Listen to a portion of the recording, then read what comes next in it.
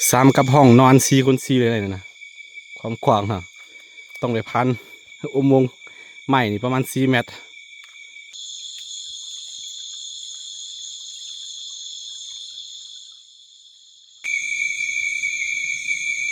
นกนกน้อย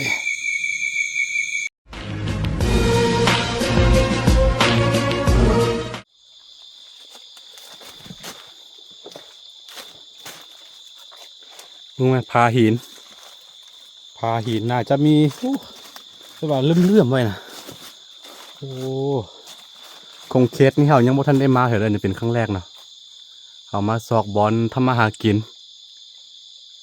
นี่ค่อนข้างไกลจากหมู่บ้านเด้อเขามาไกลประมาณ14-15 กิโลเนี่ยห่างจากบ้านเนาะมาซอกบอลทำมาหากินไหมตอนนี้เขากำลังกลับในระหว่างทางกลับบ้านครับก็ซีหาจับปูจับปลาไปน้ำพี่น้องเอ้ย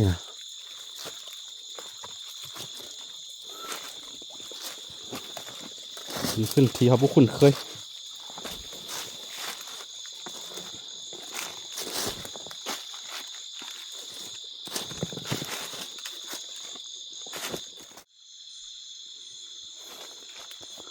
โอ้เมื่อกี้เห็นตัวบางตัวหนึ่งวิ่งขึ้นบ่ทันมันแล้วก็ต้นไม้ค่อนข้างสูงว่าเห็นขึ้นไปเทิงพุ่น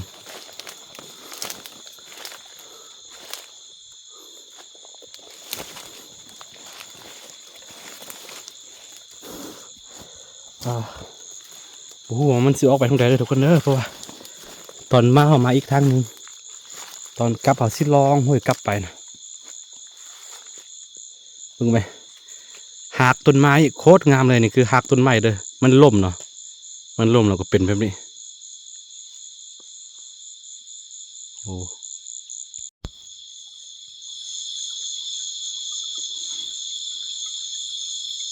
ตายว่ะ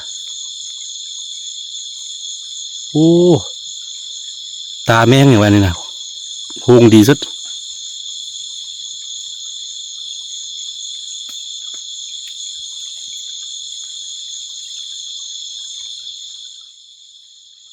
โอ้ตัวยังวะ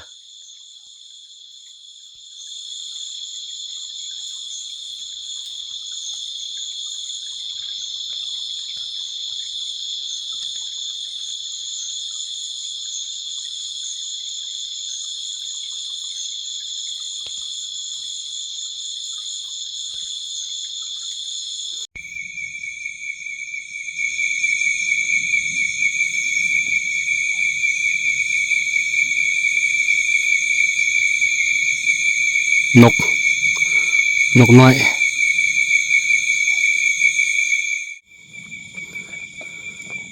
ทุกคนตอนหน้าเขาเห็นอย่างบ่นี่นี่คือต้นไม้ยักษ์เนาะต้นไม้ยักษ์ที่ล่มไปปีที่แล้วเนื่องจากว่าปีที่แล้วฝนตกหนักเนาะฝนตกต่อเนื่องไปเป็น2-3 เดือนแล้วก็เฮ็ดได้ต้นไม้ใหญ่ๆแบบนี้ล่มบ้าโทความใหญ่ของมันเนี่ยอลังการนะมึงมารถสามารถแล่นผ่านได้เลยขอสบ้านเขาพาเนาะก็รถสามารถแล่นออกมาได้สบายเลยนี่เห็นบอกโคตรใหญ่ต้นไม้ยักษ์สำเร็จบ้างไหม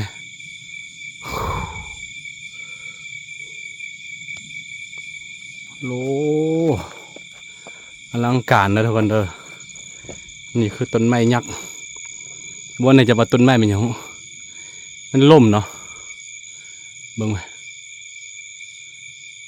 ฝนตกหนักให้ดินยึดตัวมาได้นะโอ้โหเวลาฝนตกเขาก็ซิมาลี่อยู่นี่แหละโคตรใหญ่โอ้จักวาวจักบูเลยเด้อเนี่ยเด้อลงกว้างของมันนี่ประมาณอยู่ที่ประมาณ4 เมตรนี่นะความใหญ่ของมันเนาะนี่ลงไปโอ้โอ้อันนี้คือเป็นอุโมงค์เลยเนาะอุโมงค์ไม้โอ้เสียดายสุดนี่อุโมงค์ไม้เด้อทุกคนเด้อ รถสามารถวิ่งผ่านได้เลยแต่ก่อนมันก็ผ่านไม่ได้แต่วันนี้ชาวบ้านเขาตัดตัวนี้ออกตัดอันนี้ออกตัดอันนี้ออกก็วิ่งผ่านได้เลยนี่ฮัลโหลนี่คือเส้นทางรถเลยเส้นทางไปไฮไปสวนของชาวบ้านนะ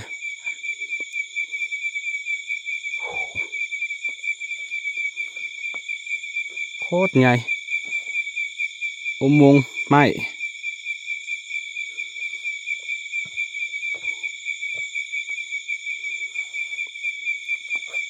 นี่ตัวที่เขา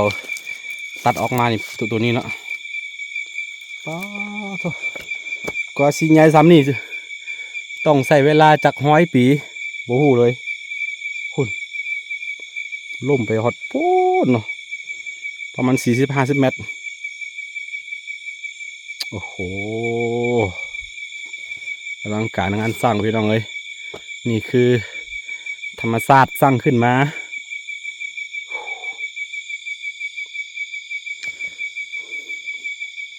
วงหอบของมันนี่อยู่ที่ประมาณ4 เมตรปลายนี่บอกเบิ้งเลยรู้ไหมพูนหอดพุ่นนี่เบิ้งนะสุดพุ่น3 กับห้องนอน4x4เลยนะความกว้างฮะต้องได้พันอุโมงค์ใหม่นี่ประมาณ4 เมตรโอ้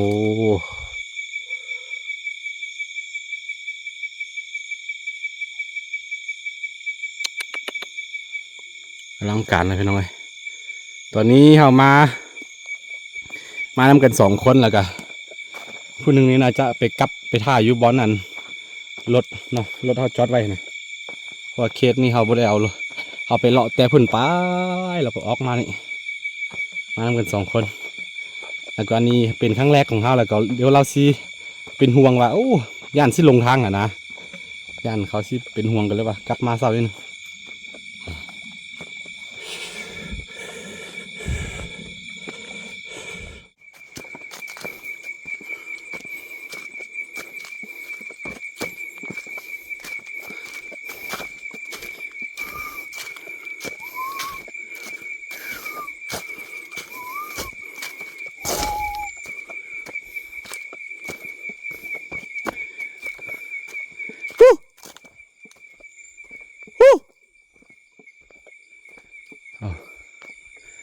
ว่าแม่นเรากลับปะแล้วบ่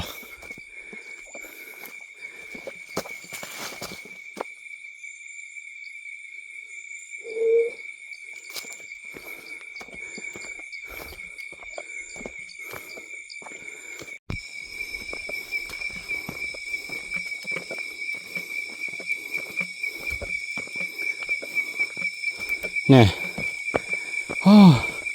พอเราในที่สุดนี่กลับแล้วเนาะนี่คือสัญลักษณ์เราเฮ็ดไว้แต่ว่าเรากลับก่อนแล้วสิโทรหาบุมีสัญญาณเด้ออยู่นี่เด้อ